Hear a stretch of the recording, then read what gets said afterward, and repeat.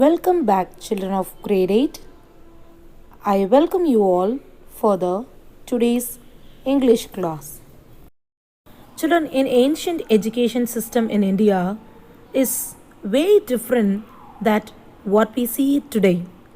In earlier times, there was no stress of the textbook, the curricular, syllabus, assessment, etc.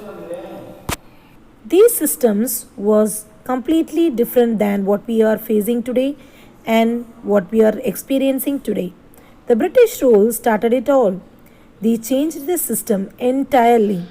But from your supplementary reader and know what was the state of education in the past times. Do you want to know what was the ancient education system? Let's do the start from Numbers chapter 11 from your book It So Happened. Supplementary reader. The title of the chapter Ancient Education System of India.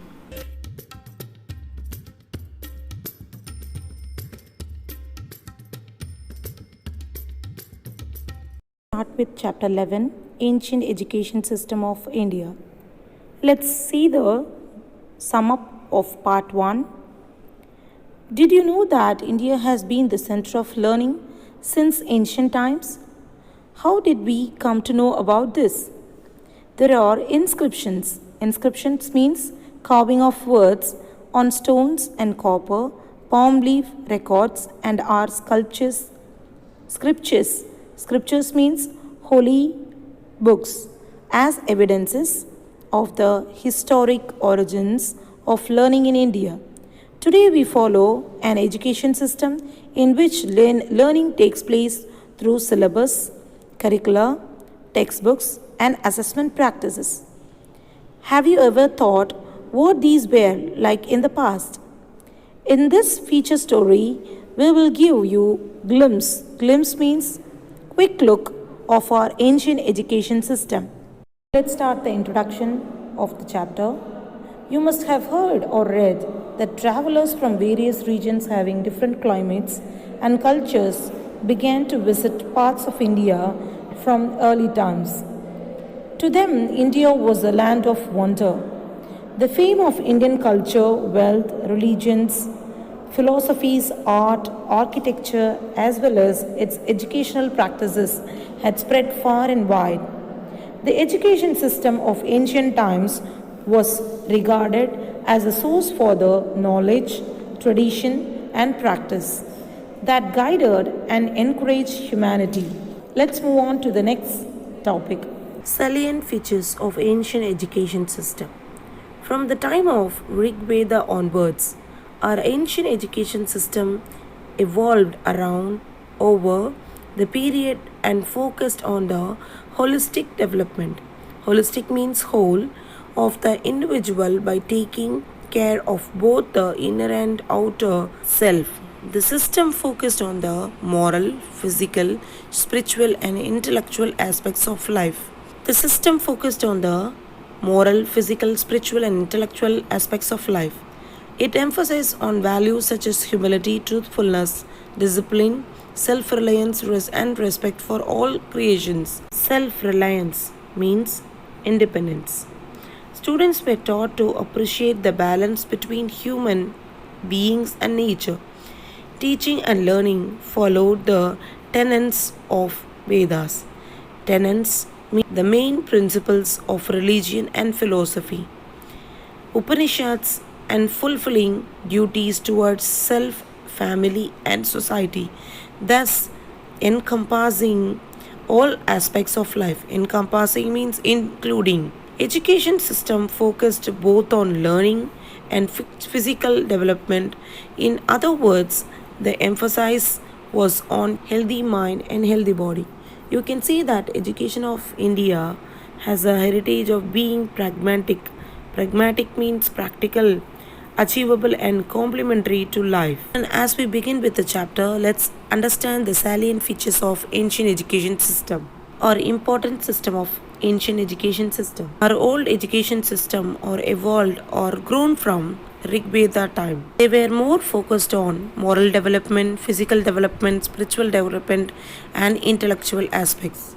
This type of education stressed more on values like humbleness, truthfulness, discipline in oneself, independent, and respect the all forms of life. So this kind of education basically taught about the balance between human beings and nature. And people at that time really they respected the nature and lived in harmony with the nature. They also followed teachings of Vedas and Upanishads. But more importance was given on healthy mind and healthy body. So basically they were involved in physical exercise as well as the upliftment and development of one's intelligence and mind. Children, let's see the sources of education. The ancient system of education was the education of the Vedas, Brahmanas, Upanishads, and Dharmasutras. You must have heard the names of ARYABHATTA, PANINI, Katyana, and Patanjali. Their writings and the medical treatise. Treatise means essays of CHARAKA and SHUSHRUTA were also some of the sources of learning. Distinction was also drawn. Here you can see the picture, a page from manuscript of the Rig Veda. This birch bark manuscript of Rig Veda was found in Kashmir about 150 years ago.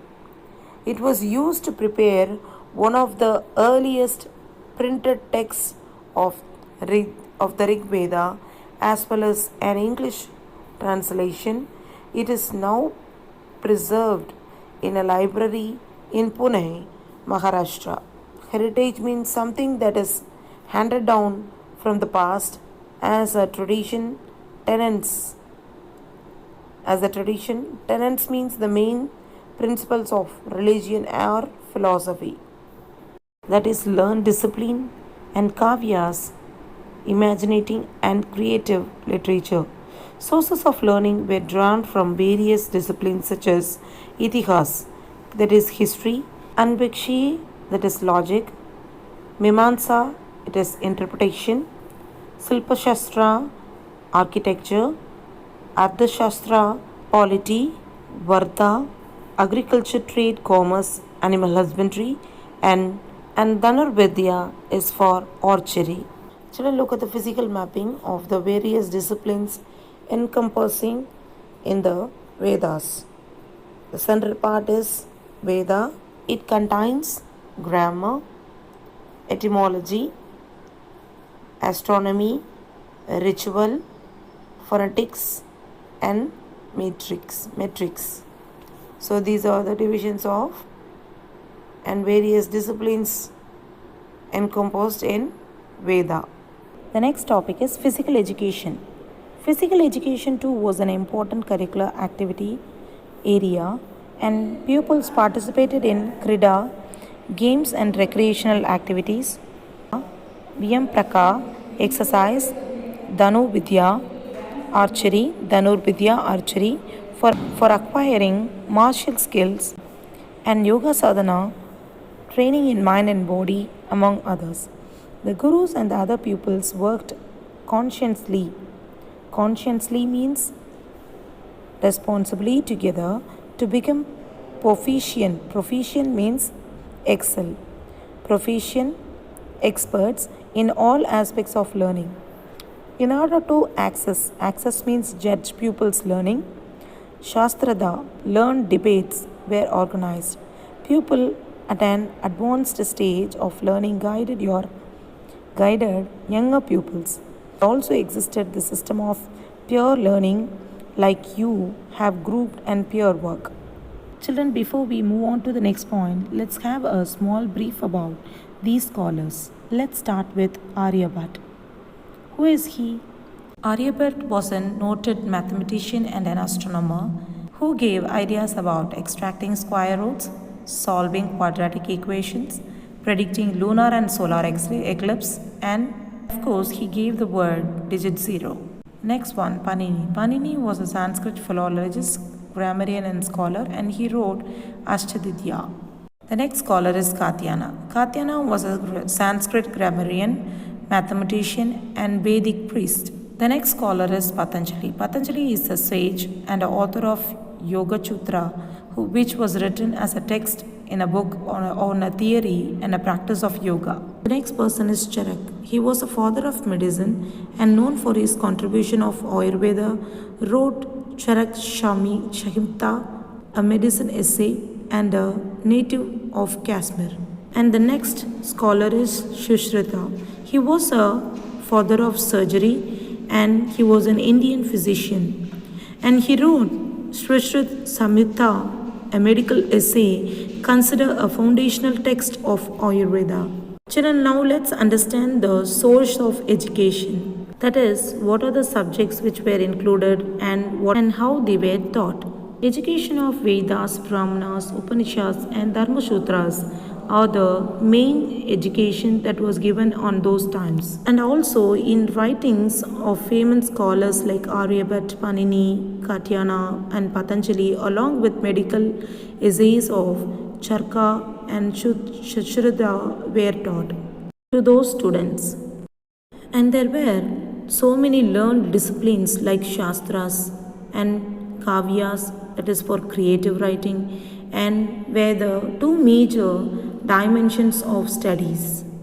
Apart from this, there were various subjects included in this curricula in those days. That is the source of education for the children. These are the subjects which were taught here, that are Itihas, Anvikshiki, Mimamsa, Shilpa Shastra, Adarva Shastra, Varda, Dhanur Vidya. These are the subjects which were taught to those students in those days. And also much importance was given to the physical education side, that is for games, for doing exercises, for archery, and for doing yogasanas. Finally, the students were evaluated and assessed through some basis of Shastrada on the basis of learned debates.